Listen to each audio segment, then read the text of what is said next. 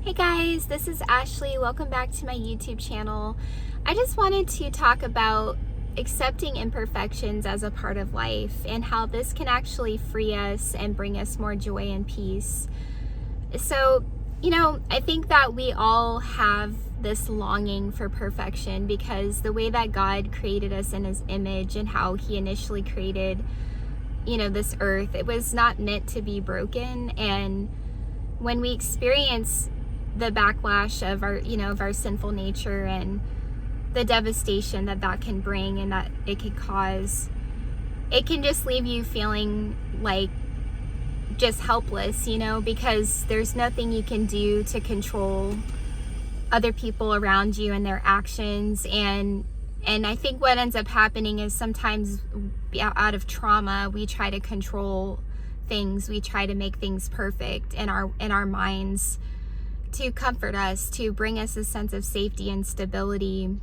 And when people don't fit our expectations, or we let our own selves down because of the expectations we have set for ourselves, it can cause us to buy into these false narratives and to judge inaccurately and see people the incorrect way, because we're basically looking at them through that lens, and God doesn't see them that way, and nor does God see us the way that we often see ourselves.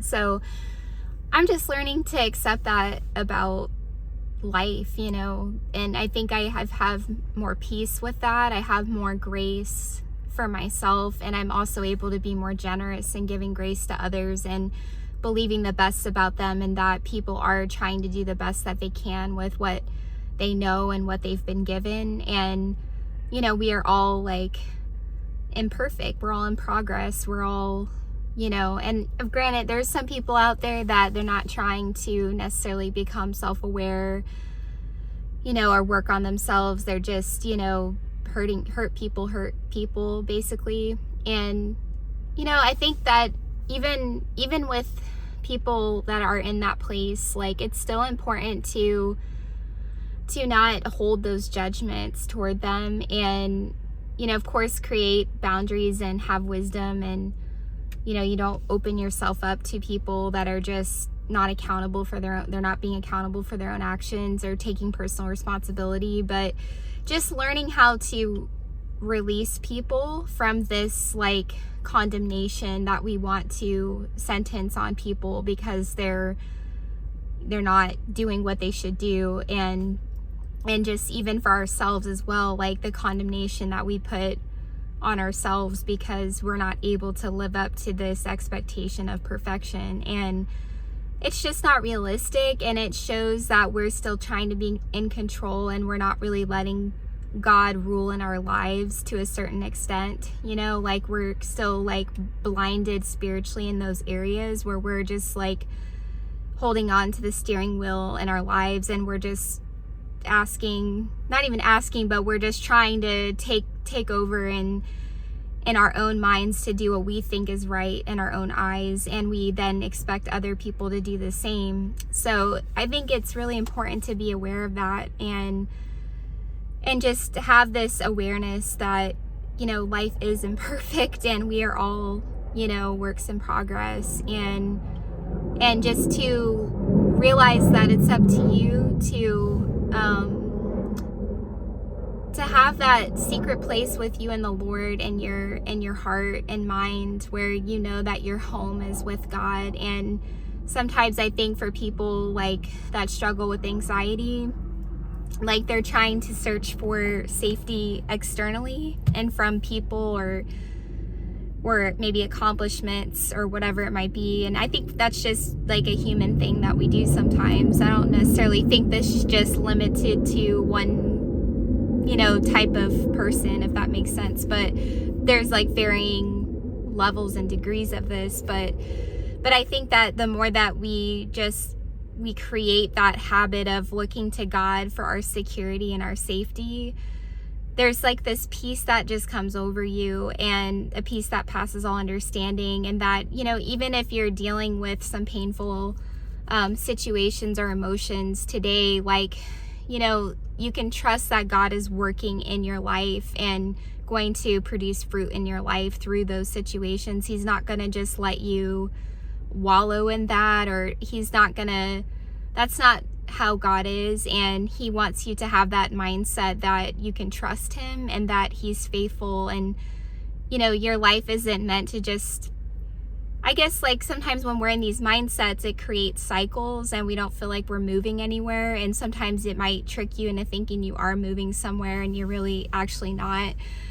And I think, though, that God can use that to teach us to surrender to him and to humble ourselves before him and learn how to take on his yoke, not our own yoke in life, And so I'm just learning that. And like, whenever I am choosing to surrender to the Lord and abide in him in the secret place, like, there's this feeling of momentum and movement and like, hey, we're getting somewhere here. We're not just staying stuck like in the same loop over and over again, So I just wanted to encourage you guys with that. Like, this is something that's a new concept for me that I'm still learning, and just trying to challenge these like narratives that go on in my mind that I'm unintentionally creating and, like framing my life through, and how I'm looking at people and how I'm looking at myself and God. And so it's just really powerful when we take a step back and we accept,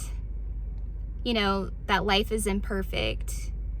Then we can work with what we can actually control versus what is out of our control to control, if that makes sense. And we can just learn that as long as we are doing our part and we're taking personal responsibility and we're partnering with God and, like, we're doing our part to the degree that we can. But even on the days when we don't do our part per se, or we kind of fall down and we're not, at our best version of ourselves, like, God is still using that too, like, I think it's a verse, I don't know the reference, but it says a righteous man falls 7 times, but the Lord helps us to continue getting up. He helps us to continue our journey with him and learning his truth and taking on his yoke. And it's just this like resiliency that we build through that, and a resilient trust that is built as we go through these different trials in life, and we learn how to depend on him more. And instead of leaning on our own understanding in situations, we choose to trust in the Lord, even when like we don't understand, or like he hasn't revealed the full picture, and like there's certain like details that are still hidden from us. Like, it's just this like unconditional trust that, like, I put my hope and my security in the Lord alone. I'm not going to put my hope in circumstances and how things are going to work out. I'm just going to try my best to stay present and trust the Lord for what he's given me today, what he's provided for me today. And I do believe that we should be thoughtful and we should plan our steps to a degree, but then surrender those plans to the Lord, and he will continue to direct your steps and establish your path.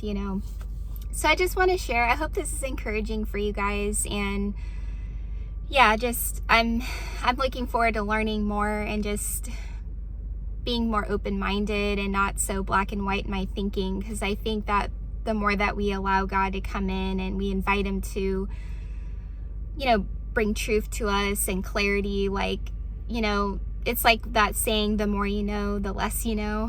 So just stay humble and stay open-minded to what the Lord wants to show you, and just give yourself some grace, because it takes time to create these new ways of thinking and operating. It doesn't happen overnight. So anyhow, I hope you guys have a blessed day, and I'll see you in the next video. Bye.